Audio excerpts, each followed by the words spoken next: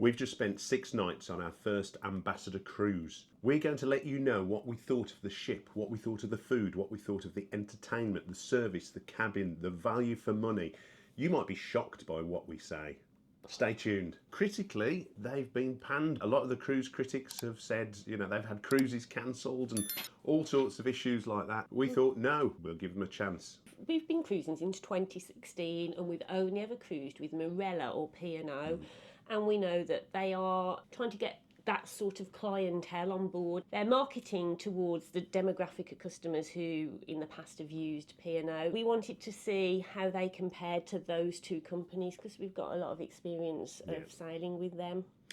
It's a no-fly company that sails out of British ports and describes itself as a premium value cruise line. I was a little bit apprehensive at that description and reading some of the reviews. They're not going to be as good as P&O or Marella.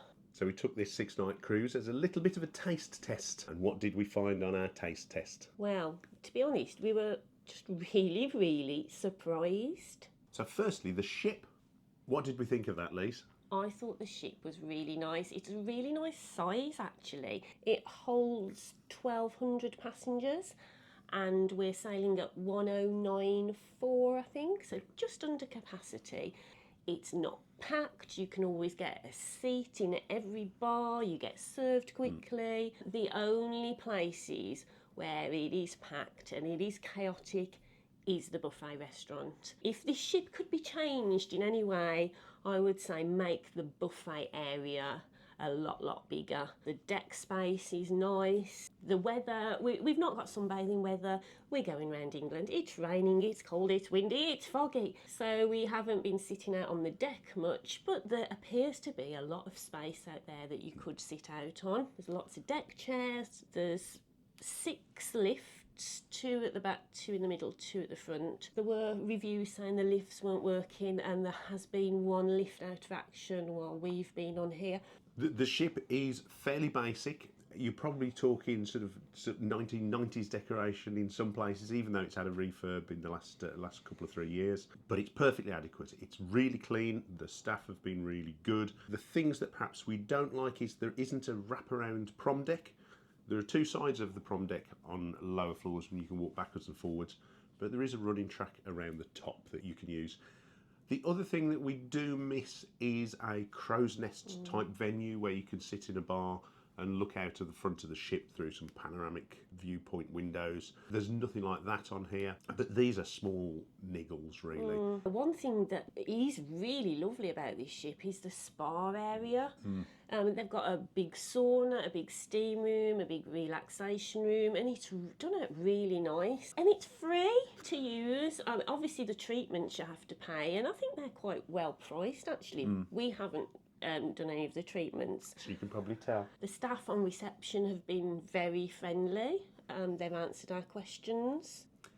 And then there's food and dining, which is very important to a lot of people. What did we think of the food and dining? Well, the food generally was of good quality, if not excellent in some areas. On Ambassador, there is table sharing. So there are very few double tables just for 2 people. More often than not, you will be sat with other people. The arrangements are slightly different for breakfast and lunch to what we've experienced on other cruises. It is part waiter served and part buffet. So what I mean by that is when you go to breakfast, you are seated, you are taken to a table, you're sat down, they will pour you a juice, they'll give you a tea or a coffee, and then you get up and you go across and you will fetch your own food from a buffet and bring it back to your table, which is different to what we've experienced with other cruises, isn't it? What did you think of that? Initially, I was thinking, oh no, I've got to share with other people. It's first thing in the morning. I've got to be sociable. But do you know what? It's been fine. I've really enjoyed it, actually. Every morning we've sat with different people. Every single day we have sat with some really lovely people, and I think that's why I think it's been the friendliest cruise I've ever been on, because normally I will always choose to have a table of 2 when asked. You're sort of more or less forced on Ambassador to sit with other people unless you really don't want to, because as Giles says, there's only like a handful of tables for two, but it's been fine. We've chatted, we've learnt a few things, and it's meant we can find out what other people think. You know, the things we're telling you, of course, they're our opinions, and everybody's different.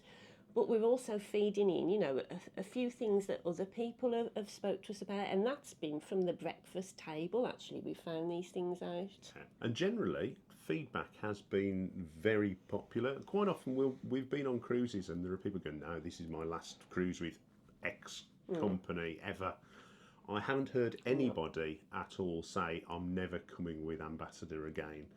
Everyone's been very positive, or it's been their third or fourth or fifth or sixth cruise with Ambassador, which I think does go to say a lot. I mean, the food itself at breakfast time has been fine. I would say it's adequate. It's not great and it's not awful. It's just your basic cooked breakfast if that's what you want. There's fruit that you can get, melon, pineapple, figs, prunes, natural yogurts, you know, all the standard stuff that is on a buffet breakfast. As pescatarians, they've always had either vegan sausage or tofu scramble or aubergine, which has been really good.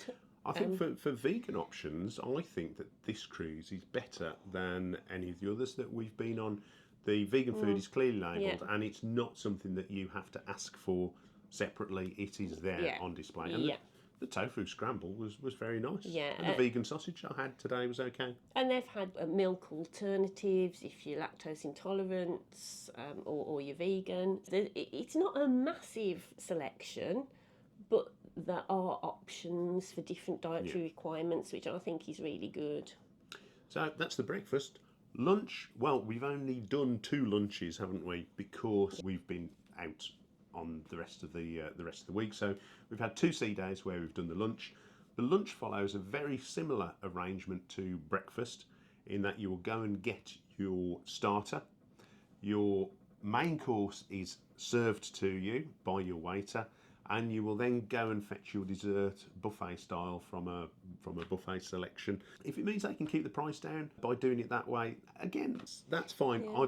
I've got used to it, but it was a little bit of a culture shock to start with. On sea days, there's also afternoon tea in the Borough Market buffet, and that's from 3:30 till 4:30. And then that brings us on to evening meals. When you book, you are asked to select whether you want first sitting or second sitting. We selected first sitting. On the day we embarked, there was a card in our cabin telling us which restaurant we were in, what time and what table number.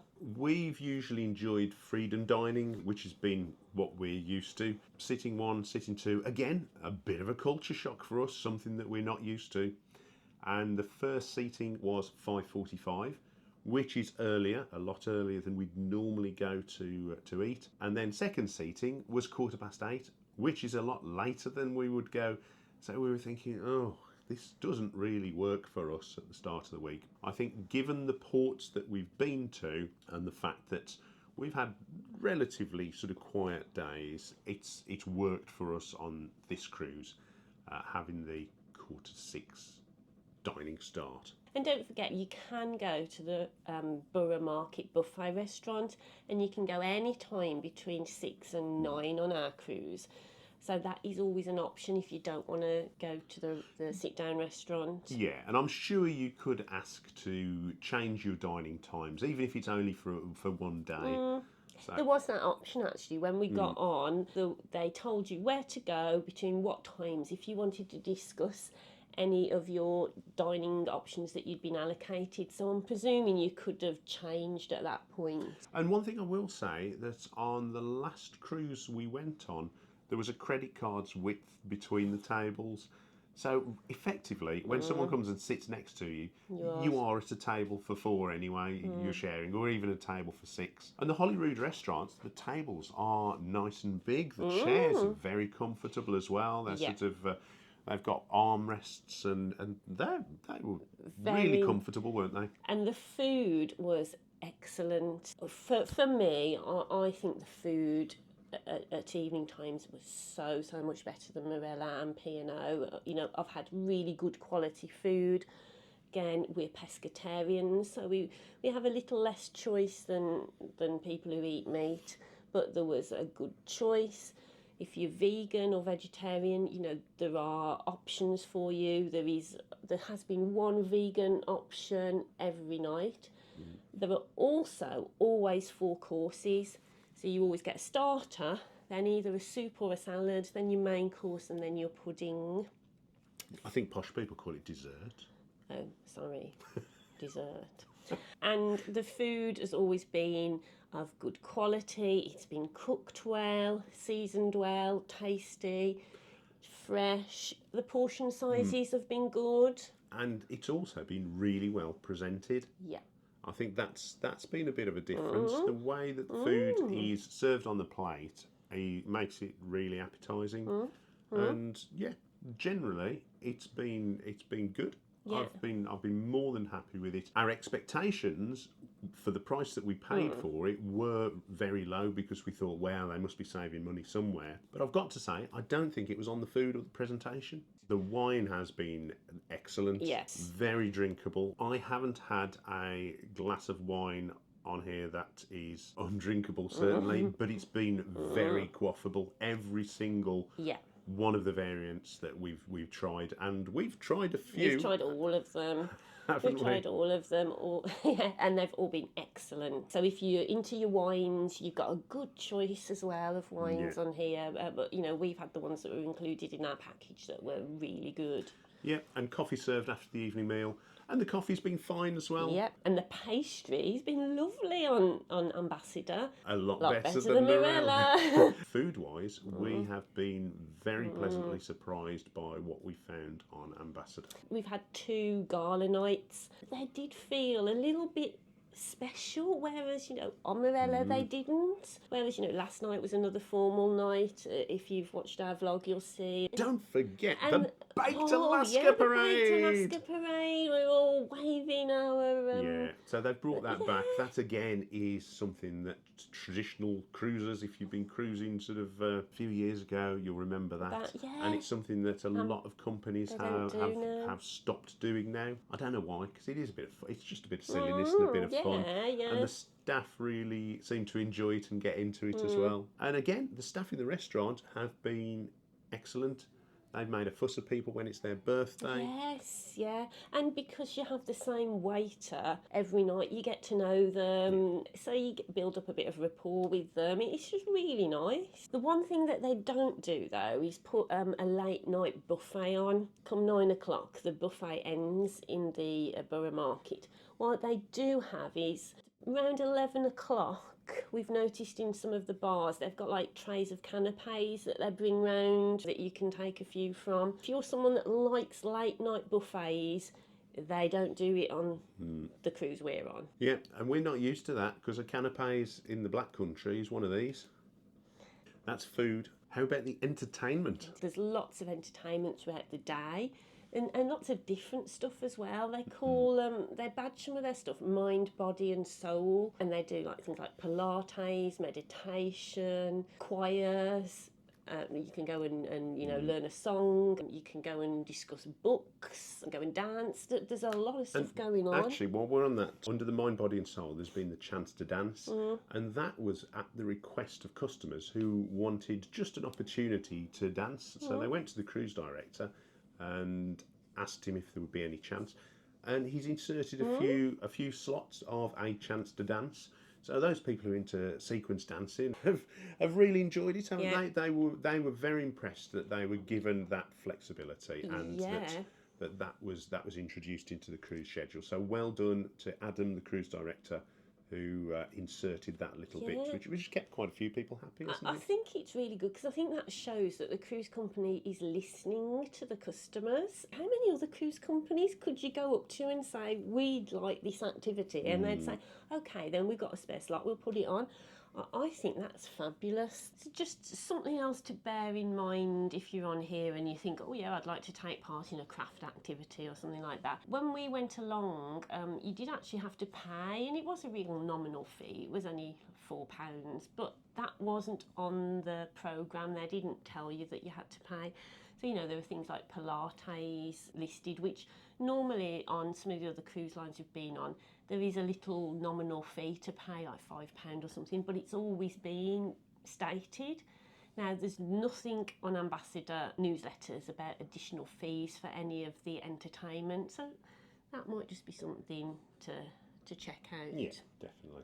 Theatre shows have been very, very good. I would probably say the singing is the best that we have seen on any ship that we've been on. Yeah, and the cruise director has been visible. We've seen him every day. He's got involved.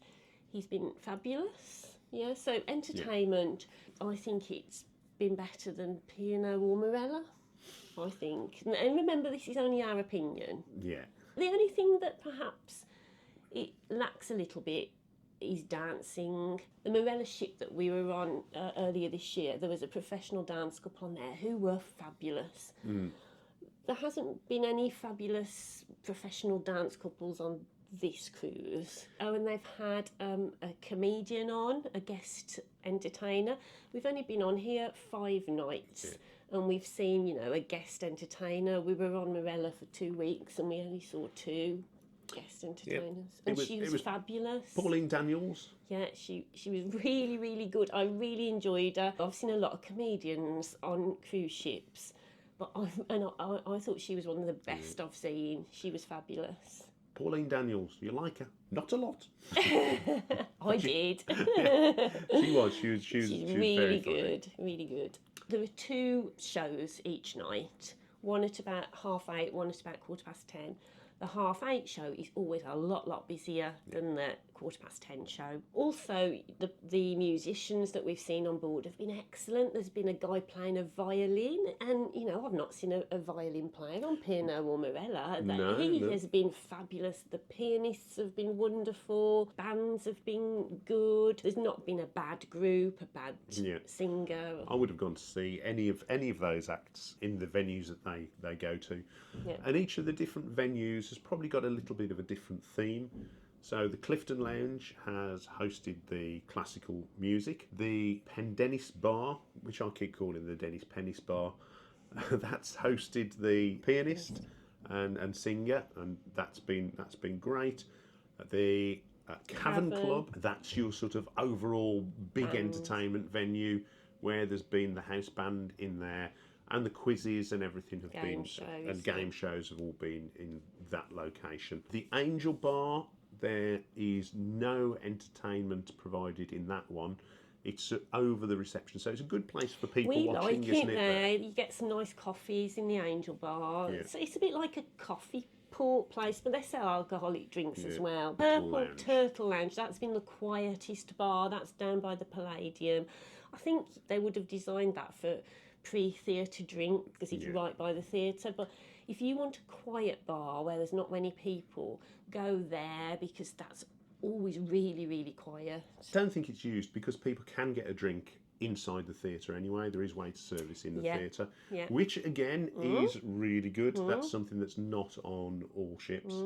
So now let's talk all things cabin. We normally get an inside cabin. We normally go for the cheapest cabin we can. We booked a standard plus cabin. And when we got our cabin number allocated, we saw that we'd been allocated a superior plus cabin. When we saw the cabin number, I looked on the deck plans and noticed we were in an outside cabin, so we've actually got a window. We've been upgraded against our will. Well, no, because we ticked to say we would accept an upgrade. I think their cabin size is probably still the same size, but you've just got natural light, which is lovely. The cabin itself is absolutely fine. I did request the beds to be double beds, but they were twin beds, and in fairness, the cabin steward said on the first day, "Do you want them moved?" And I said, "No, don't bother. Just keep them how they are." Don't bother me. She's not pestered me at all this week. No. The cabin itself is spacious and there's enough room to move around, that you can store your luggage under the beds. We've done a cabin review, so you'll see what the cabin's like. But For me, it's fine. You know, I have no issues with it. It's the cabin steward has cleaned it really well each day. You know, the mirrors have all been cleaned out. Oh, one thing that I would just say though about Ambassador is that on most cruise lines in the bathroom it says, if you want your towel changed, leave it on the floor. Well, it doesn't say that on Ambassador, and I've noticed that they've been changing the towels every single day. Now, some of you might think that's great, but I actually think it's like a waste of resources, and I didn't need my towels changing every day. I'm quite happy to keep my towels a few days. They have pushed the fact that they are an ethical and sustainable company, which for a cruise company is a big claim. But I think that that's something that they could take a look at. The only little complaint that I've got, and this is getting a little bit personal, is where the toilet's situated right in the corner. If you want to manspread while you're sat on the toilet, it's a little bit tricky because you're stuck between the shower cubicle and the sink. So what I've had to do is I've had to open the glass shower door to be able to spread my legs a little bit more. I haven't had that issue at all. That's probably something you didn't need to know.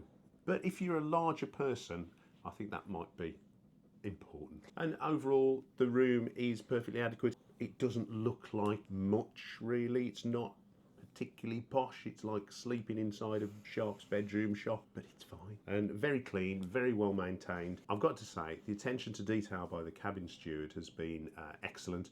I noticed before we dashed out for breakfast one day, and we tried to avoid it, there were some marks up the mirror, but when we got back, it was absolutely spotless. We've been very positive up till now, but there are some negatives, and we will tell you about them. My negative is disembarkation. This is our last full day. But we're disembarking tomorrow at the port in Bristol. We started off in Tilbury. Tomorrow we're getting off at Bristol. And when we looked, it said that there was no public transport and that you had to order a taxi. Now, I went to reception yesterday and said, can we just get off at Bristol and catch a bus or catch a train? And the lady said, no, you've got to pre-order a taxi. So you can't even just get off and order and there'll be some taxis waiting. You've got to pre-order the taxi. And I said, well, what time do you pre-order the taxi for? And she said, that's difficult to say. So for me, that's really confusing because we actually dock at Bristol at 9:30 in the morning, and we've ticked to self-disembark. And you will see a vlog where we disembark and we'll show you the whole process. So we didn't actually know how we were going to book a taxi when we didn't actually know what time we needed the taxi for. We've now had to ask our daughter if she'll come and collect us from Bristol Port so that we can at least say to her, wait around at a service station on the M5 for a little bit until we're out and we're ready. And while we're on the subject of disembarkation, just a little sort of warning signal about general organisation on Ambassador. The communication for the disembarkation process for tendering could do with improvement. And if that's the same for disembarkation tomorrow, that'll be a worry, won't it? Yeah. Because they won't have learnt lessons, because we've seen other YouTube videos where disembarkation has been a problem on Ambassador. I do hope they are listening to customers. They have asked for customer feedback. We've got a card that we're going to fill in later about all our thoughts and basically what we're sharing with you. I think those are probably our only two negatives at the moment, just that the communication around passenger movement could do with being a little bit better. But was this good value for money? That's the all-important question. Lisa, what did we pay? We paid this for this cruise. Which works out at £75 per night. That includes all our food and all our drink. Now, talking to, as we said, we've talked to lots of people. A lot of people have, got this at a good deal, but some people have paid a lot of money for this cruise, double what we've paid for it. And it seems that when people have booked, there have been different offers on. Like, some people never had the drinks package because there was no offer on, but there was an offer that they had free parking and free transportation from Bristol to Tilbury, which probably works out at about the same value. If we'd have seen that offer for the parking, we might have done that rather than get public transport, but I didn't even see anything about parking. I think that was because we booked through an agent rather than direct with Ambassador. And talking to people, a lot of them did seem to book through Ambassador. We booked through a third-party travel agent. For value for money, it is excellent value for money, because I've seen some other cruise lines that are cheap and they are cramming people on and you can't sit down, there's queues everywhere. I don't want to go on anything like that. And then they're nickel and diming you for, extras and trying to, get money out of you all the time. There's no pressure on here at all nobody's come round asking you if you want a drinks package, because they wouldn't know we'd got one. The photographers don't hassle you to take photo packages. They don't hassle you to take speciality restaurants. There's absolute no pressure to sell you any other services whilst on board, and I love that about it. It is great. That's a real positive, isn't it? Given all that, because this was a little bit of a taster cruise for us, which we came on with some trepidation and a few fears about what it was going to be like, because we did pay such a good price for it. Would we come with Ambassador again? Definitely, yes. I've been converted. I think it's great. I will now be looking for deals on Ambassador cruises. They've got 2 ships. We're on the Ambition, they've got the Ambience. Chatting to other people, they've said the Ambience is different. They like it. It's run a little bit differently. I think the restaurants might be run a little bit differently on there. Yeah. So remember, this is only our experience on the Ambition. So yeah, I'd like to try the Ambience just to compare, I think, and see what the difference is. It certainly does cater to the older demographic, though. It is looking at those customers who've been perhaps disillusioned with their experiences on other lines, and he's quite successfully scooping up a few of them.